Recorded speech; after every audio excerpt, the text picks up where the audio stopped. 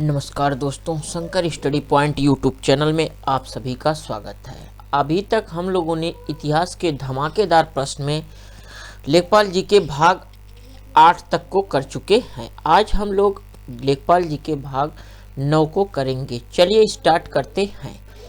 पहला क्वेश्चन आप लोग सभी लोगों के सामने है कि सिंधु सभ्यता के किस स्थल से दुनिया का सबसे पुराना स्टेडियम मिला है। अर्थात इसमें पूछा जा रहा है कि सिंधु सभ्यता के किस स्थल से दुनिया का सबसे पुराना स्टेडियम मिला है। क्या धौलावीरा से मिला है, या रंगपुर से, या बैराट से, या लोथल से। तो अगर हम बात करें जो सिंधु सभ्यता की होती सबसे पुराना स्टेडियम मिला है, तो वह मिला है कहाँ से? धौलावीरा से मिला है।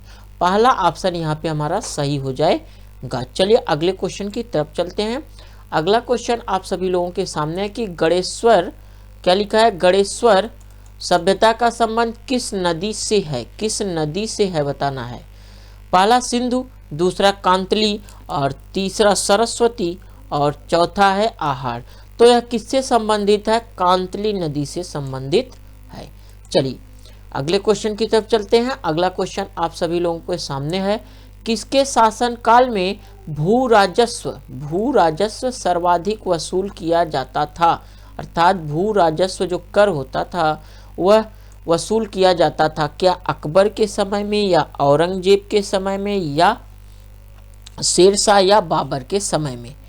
तो किसके शासन काल में भू राजस्व सर्वाधिक वसूला जाता था? तो वह किसके समय में? औरंगजेब के समय में वसूला जाता था। कौन सा ऑप्शन सही होगा? ऑप्शन नंबर दूसरा यहाँ पे हमारा सही हो जाएगा। चैनल पे यदि नए हैं तो चैनल को सब्सक्राइब कर लीजिएगा, दोस्तों में शेयर कर दीजिएगा, जिससे आने वाली सभी वीडियो को विद्यार्थी सबसे पहले देख सके। बेल आइकन को अवश्य प्रेस कर दीजिएगा।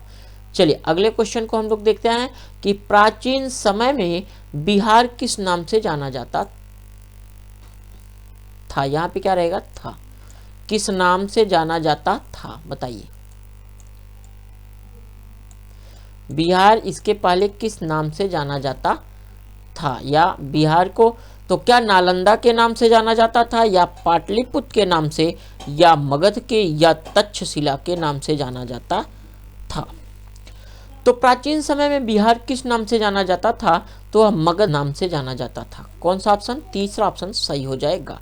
चलिए अगले क्वेश्चन को देख लेते हैं। अगला क्वेश्चन आप सभी लोगों के सामने है कि मिंटो मार्ले सुधार बिल किस वर्ष में पारित किया गया था। कौन सा? मिंटो मार्ले सुधार बिल।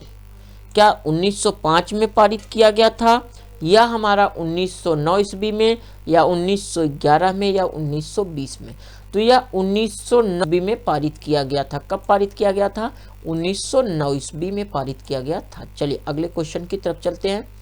चैनल को सब्सक्राइब कर दीजिए, जिससे आप सभी लोगों को जितने भी वीडियो हैं आप सभी को मिल पाई, और आप सभी लोग जितने भी इतिहास के हैं, जीके के प्रश्न, उसकी वीडियो आप सभी लोग देख पाए।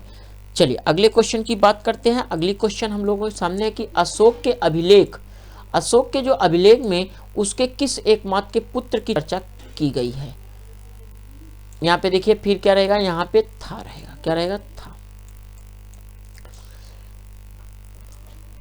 अशोक के अभिलेख में उसके किस एकमात्र पुत्र की चर्चा की गई थी। तो बताइए कौन सा ऑप्शन सही होगा? क्या महेंद्र, या तिवर, या जालौक, या कुड़ाल। तो बताइए कौन सा ऑप्शन सही होगा। तो अशोक के अभिलेख में उसके किस एकमात्र की बात की गई है, तो कौन सा होगा? तीवर सही होगा। ऑप्शन नंबर दूसरा हमारा सही हो जाता है। चलिए अगले क्वेश्चन की हम लोग तरफ चलते हैं। अगला क्वेश्चन आप सभी लोगों के सामने है, सिविल सेवा में सफल होने वाले प्रथम भारतीय कौन थे। किसमें? जो आईएएस की पेपर होती, सिविल सेवा में सफल होने वाले प्रथम भारतीय कौन थे। क्या सत्येंद्र टैगोर थे, रविंद्र टैगोर थे, या आनंद मोहन बोस, या सुरेंद्र नाथ बनर्जी। सभी क्वेश्चन यूपी SSC से लिए गए हैं और सभी लेखपाल के लिए अति महत्वपूर्ण क्वेश्चंस हैं। चैनल को सब्सक्राइब कर दीजिएगा, दोस्तों में शेयर कर दीजिए, और कमेंट करना ना भूलिएगा कि आप सभी लोगों को वीडियो कैसा लग रहा है। चलिए सिविल सेवा में सफल होने वाले प्रथम भारतीय कौन थे? तो वह कौन थे? रविंद्र टैगोर थे। कौन थे? रविंद्र टैगोर थे। तो ऑप्शन नंबर दूसरा हमारा सही हो जाएगा। चलिए अगले क्वेश्चन की तरफ चलते हैं। अगला क्वेश्चन आप सभी लोगों के सामने है कि काला कानून की उपाधि किसे दी गई? किसे दी गई? किसकी? काला कानून की उपाधि। तो बताइए किसे दी गई है? क्या रोलेट एक्ट को, या शारदा एक्ट को, या बंगाल एक्ट को, या इनमें से कोई नहीं? तो किसे दी गई है? रोलेट एक्ट को दी गई है। ऑप्शन नंबर फर्स्ट हमारा सही हो जाता है। चलिए अगले क्वेश्चन की तरफ चलते हैं। अगला क्वेश्चन हम लोगों का सामने है कि अशोक के सारनाथ स्तंभ के निचले भाग पर, अशोक के सारनाथ स्तंभ के निचले भाग पर कौन कौन से जानवर निरूपित हैं? क्या हाथी है, या गधा है, या सांड है, या फिर हमारा इनमें से कोई नहीं? तो बताइए कौन सा ऑप्शन सही होता है? तो अगर हम बात करें कि अशोक के सारनाथ स्तंभ के निचले भाग पर कौन है, तो वह सांड है। कौन सा? सांड। चलिए ऑप्शन नंबर तीसरा सही हो जाएगा। चलिए अगले क्वेश्चन की तरफ चलते हैं, देखते हैं अगला क्वेश्चन। अगला क्वेश्चन है कि धातु के सिक्के सबसे पहले किस युग में मिलते थे? किस युग में मिलते थे? ठीक, किस युग में मिलते थे बताइए। धातु के सिक्के सबसे पहले किस युग में मिलते थे? क्या मौर्य युग में मिलते थे, या फिर हमारा बुद्ध युग में, या सातवाहन युग में, या कुषाण युग में? तो अगर हम बात करें जो धातु के सिक्के थे वह सबसे पहले बुद्ध युग में मिलते थे। कब मिलते थे? तो बुद्ध युग में मिलते थे। तो कौन सा ऑप्शन सही होगा? ऑप्शन नंबर दूसरा हमारा यहाँ पे सही हो जाएगा। चलिए अगले क्वेश्चन की तरफ चलते हैं। अगला क्वेश्चन है कि भारत में प्रथम इंजीनियरिंग कॉलेज की स्थापना कब हुई? भारत में प्रथम इंजीनियरिंग कॉलेज की स्थापना कब हुई थी? क्या 1847 में, या 1888 ईस्वी, 1877 ईस्वी में, या 1887 ईस्वी में, या 1897 ईस्वी में हुई थी? तो बताइए चारों ऑप्शन में कौन सा ऑप्शन हमारा सही है?